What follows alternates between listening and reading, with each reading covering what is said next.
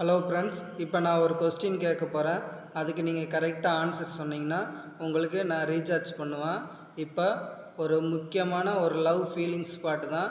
இந்த பாட்டோட இடப்பட்ட வரியை சொல்லுவேன். அதை வச்சு நீங்கள் வரியை சொல்லணும். அது போக இந்த பாட்டில் வந்து 3 பேர் பாடியிருப்பாங்க.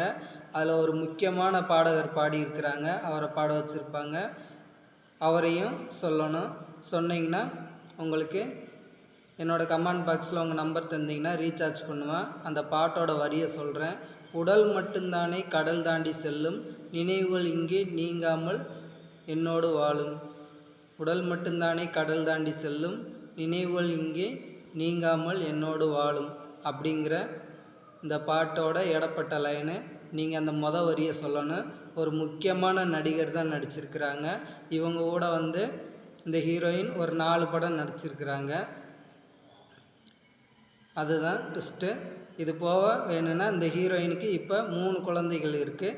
இதை வச்சு நீங்கள் யாருன்னு கண்டுபிடிச்சிக்கங்க. அந்த சாங் என்ன சாங்னு நீங்கள் வந்து கண்டிப்பாக என்னோடய கமெண்ட் பண்ணுங்கள்.